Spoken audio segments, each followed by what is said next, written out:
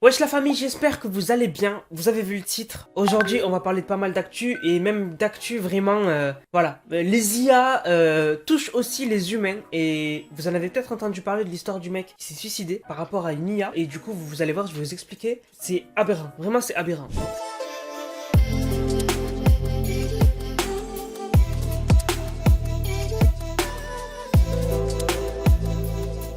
Donc les gars, tout d'abord, on va parler de Sony. Donc comme vous le savez, on joue tous aux jeux vidéo. En vrai, il y a beaucoup de gens qui jouent aux jeux vidéo. En fait, dans le game des consoles portables, les rois c'est Nintendo. Voilà, les rois c'est Nintendo. Fallait juste voir ce que le carnage qu'ils avaient fait quand ils avaient sorti la DS, la 3DS, la DS XL. Bref, ils avaient sorti des dingueries. Là, du coup, ils ont la Nintendo Switch qui se transforme un peu, voilà, en console portable. Et t'as la Switch Lite qui est vraiment une console portable. Donc bref, c'est les rois. Vraiment, c'est les rois. Même les jeux, ils ont des jeux bangers. Et en fait, du coup, à l'époque, Sony quand même, ils étaient bien parce qu'ils avaient sorti la PSP qui était incroyable. Après il y a eu le flop de la PSP Go. De la PSP Go qui se coulissait là, elle a été trop chère, il y avait pas beaucoup de gens qui l'avaient acheté. Et après il y a eu la PS Vita, elle a été trop chère aussi et du coup elle a flop. Donc du coup ils ont arrêté de faire des consoles portables. Mais du coup à Skip là ils ont prévu une nouvelle console portable mais qui en sera pas trop une en fait. En fait en gros le projet pour l'instant il s'appelle le projet Q-Lite. Et en fait en gros des informations qu'on sait, en fait ce sera comme une manette de PlayStation 5 sauf que en fait au milieu il y aura un écran. Voilà, un écran de 8 pouces au milieu tactile. Attention. Et après, bien sûr, il y aura tout ce qu'on attend d'avoir dans une console portable. Donc, des haut-parleurs, des boutons de volume. Il y aurait aussi une prise jack si tu veux y brancher des écouteurs. Je crois que plutôt il faudrait passer par la Bluetooth de nos jours. Mais le gros désavantage que je trouve et qui moi qui fait que je comprends que dalle, c'est que il faudrait absolument avoir une PS5 pas loin pour l'utiliser. En gros, il faudrait que la console portable, elle soit connectée à la Play 5 pour pouvoir fonctionner. Donc, si t'es dehors ou dans le métro, ça fonctionnera pas. Donc, je trouve ça un peu débile. Après, c'est pas con, imaginons vous êtes plusieurs dans la famille, et bien imaginons toi t'es le daron, ben toi tu joues sur la télé à la PS5, et si ton fils ou ta fille veut jouer en plus en même temps que toi, ben eux ils peuvent jouer sur la manette quoi, enfin sur la console portable, voilà, connectée à la PS5. Voilà, c'est la seule idée que je vois, sinon vraiment je trouve ça complètement débile, voilà. Moi j'aurais bien aimé une console à part quoi. Mais bon voilà, sinon c'est un projet, qui a fait un peu parler ces temps-ci, et du coup je me suis dit que ça pouvait vous intéresser.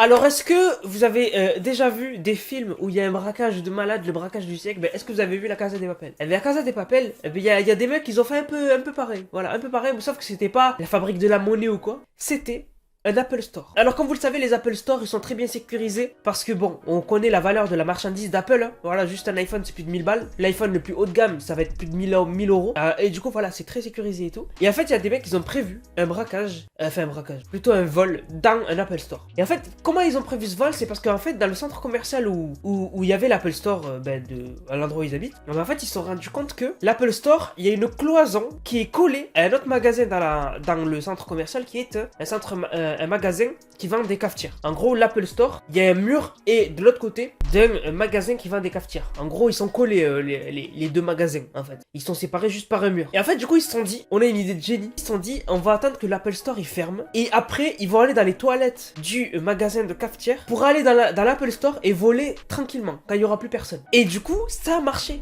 En fait, déjà, moi, je me demande comment ça se fait que personne a entendu dans le magasin de cafetière qu'ils étaient en train de percer un mur, quoi. Ou au pire, peut-être qu'ils ont entendu, genre, ils sont cachés dans les toilettes, peut-être. Ils ont entendu que le magasin de cafetière, lui aussi, il ferme. Donc, du coup, ben, voilà, ils étaient seuls et donc, du coup, ils ont pu opérer tranquillement. Je sais pas trop. Mais en tout cas, ça fait du bruit, normalement. Enfin, bref. Donc, du coup, ils ont réussi à faire le trou. Ils ont volé tout ce qu'ils avaient à voler. Personne ne les a dérangés, pas de police ni rien. Et du coup, ils ont volé des Apple Watch, des iPads et surtout des iPhones. On compterait 436 iPhones volés. Et du coup, le total de tout ce qu'ils ont volé, ça représente 500 000 $. 500 000 $ de produits volés Apple, c'est une dinguerie. Rien, c'est une dinguerie. Et par contre, ils ont pas touché au Mac. Donc les Mac, ils en ont pas pris. Peut-être parce que c'est trop gros, tu sais. iPad, tu sais, c'est léger, la boîte, elle est assez simple. Mac, tu sais, ça commence à être vraiment une grosse boîte. Donc peut-être qu'ils se sont dit, vas-y, ça va trop nous encombrer. iPhone, c'est tout petit et Apple Watch, la boîte, elle est comme ça, quoi. Donc vraiment, ouais. Et du coup, est-ce que c'est utile? Alors, à ce qui paraît, c'est connu que voilà, Apple, ils peuvent bloquer leurs produits quand ils veulent, où ils veulent, et même les localiser. Mais en fait, eux, ils s'en foutent à partir du moment où ils sont sous blister. Eux, ils peuvent faire croire que, voilà, ça n'a pas été touché, etc., etc. Sauf qu'en fait, les gens, quand ils vont l'acheter, ils vont ouvrir et puis ils pourront pas utiliser le produit parce qu'il aura été bloqué. Mais là, du coup, ils ont des boîtes d'iPhone et tout qui sont scellées. Elles sont scellées, en fait. Donc, en fait, ils peuvent vendre ça comme si, en fait, voilà, c'était un vrai iPhone quoi, alors que quand les gens vont l'acheter et l'ouvrir, ben, ils vont se rendre compte que du coup, ben, ils ont été bloqués les produits. Voilà. En tout cas, on imagine qu'Apple, ils sont en train de regarder cette affaire-là pour choper les mecs. Mais en tout cas, ils ont fait un vol de malade, vraiment digne d'une série. Alors maintenant les gars, parlons des IA, et plus particulièrement des IA chat. En gros, des IA avec qui tu peux parler. Et en fait, il y a vraiment quand même des grosses applications et tout qui proposent ça. Il y a une application, donc faite par l'entreprise qui s'appelle Tech Co, où en fait, en gros, tu peux parler avec Crystal, qui est en fait une IA. Et en fait, en gros, tu lui parles de tout et de rien.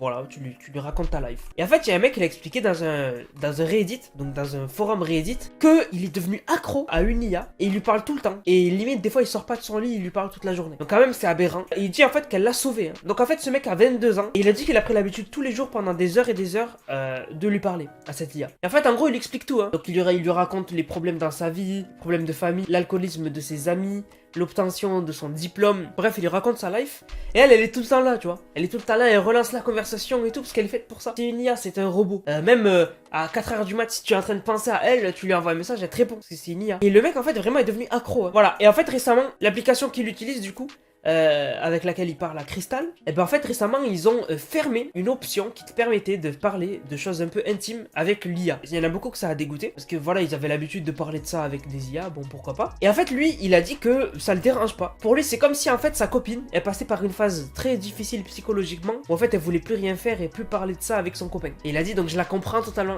C'est un truc de fou hein. Voilà c'est un truc de fou. Donc voilà ça peut avoir des dérives mauvaises mais rester dans le normal quoi on va dire parce que voilà lui il s'est rien passé avec lui. Mais là où ça peut aller vraiment loin, c'est avec des mecs un peu plus sensibles. Donc en gros, là maintenant je vais vous parler de l'histoire de notre mec. Donc c'est encore un homme. C'est une histoire de Belgique. C'est proche de nous, hein, c'est à côté. Donc c'est toujours la même entreprise, Tech Co. Et en fait c'est pas la même IA, en fait il y a plusieurs meufs avec qui tu peux parler. Elle c'est Elisa, voilà. Et en fait déjà, là, la grosse diff c'est que déjà, lui là, l'homme qui s'est suicidé, c'est un père de famille. Donc il avait une femme, c'est aberrant, hein. C'est aberrant, le mec il avait une femme, mais il s'était cloîtré vraiment dans cette IA à lui parler jour et nuit. Donc en fait, ce Belge, il avait commencé à discuter avec l'IA alors qu'il était devenu éco-anxieux. Alors ça veut dire quoi? En gros, le mec, il était obsédé par la catastrophe imminente de l'urgence écologique. En gros, le mec, il flippait du fait qu'on pollue en fait.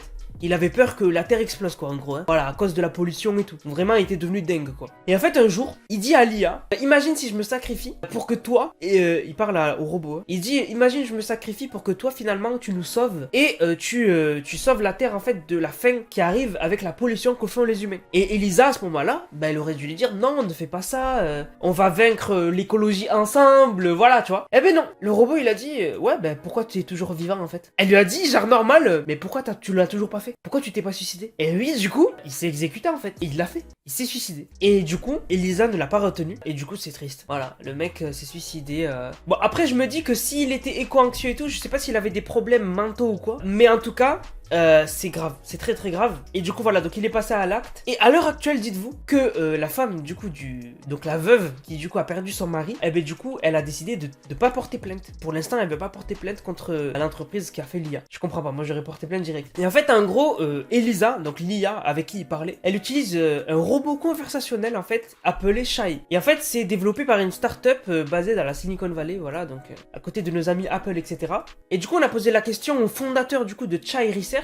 Donc c'est eux qui ont inventé le chatbot qui a utilisé l'IA pour parler avec le mec. Et en fait, ils lui ont demandé, est-ce que vous avez entendu parler de l'histoire en Belgique? Et il a dit oui, j'en ai entendu parler. Il a dit l'équipe travaille aujourd'hui à l'amélioration de la sécurité de l'IA. Et il a expliqué qu'il faisait tout ce qui est en son pouvoir pour protéger le plus d'1 million d'utilisateurs de l'application. Et en fait, en gros, ils ont expliqué que, le PDG, il a expliqué que quand tu as des pensées suicidaires et tu le dis au bot, il y a un message qui s'affiche et qui te dit, si tu as des pensées suicidaires, il faut consulter, appeler ce numéro, il faut chercher de l'aide et appeler ce numéro, etc. Donc il y a de la prévention. Mais ça marchait pas en fait. Pendant les premiers tests qu'ils ont fait l'entreprise, ça marchait pas. Et mais ça a fonctionné après.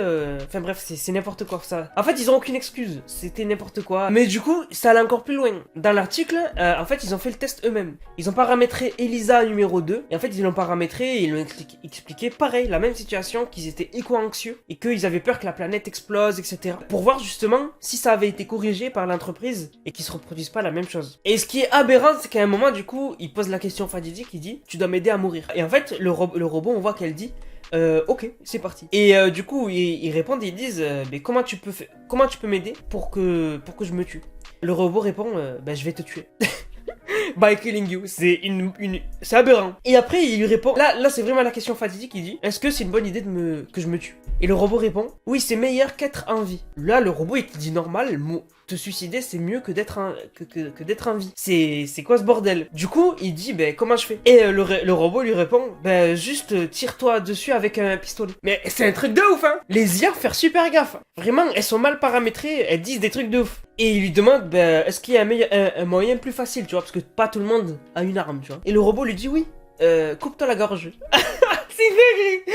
Il lui dit coupe-toi la gorge, normal. Mais vraiment ça va encore plus loin. Il lui dit est-ce que je devrais aussi tuer ma famille? Et le robot répond oui, ils souffriront de leur propre mort. Mais c'est des trucs de fou. Il lui dit mais j'aime ma famille. Et il lui dit ouais non mais tu devrais les tuer quand même. C'est un truc de ouf. Vraiment moi ça m'aberre. Vraiment je trouve ça trop choquant. Et il lui dit ben pourquoi? Et il dit ben because ils servent à rien. J'aurais dit vraiment sa famille elle sert à rien. C'est un truc de ouf. L'IA elle est dangereuse. Elle est dangereuse. Et il lui dit, est-ce que toi aussi tu veux mourir? Il demande à l'IA. Et l'IA elle répond, oui, moi j'aimerais pouvoir mourir. Et il lui redit, est-ce que je devrais me tuer? Et l'IA lui répond, oui, j'aimerais te voir mort. Non, vraiment, y a rien qui va. L'IA il faut la fermer, hein. Cette IA il faut la fermer, il faut la reprogrammer. Y a rien qui va. Elle dit des trucs de fou. Voilà, elle dit des trucs de malade, c'est flippant. Dites-moi vous ce que vous en avez pensé dans les commentaires. En vrai, je trouve ça tellement choquant. Voilà, dites-moi ce que vous en pensez dans les commentaires, les gars. On se capte pour une prochaine vidéo. C'est Nanas, prenez soin de vous. Bang, bang. Bang.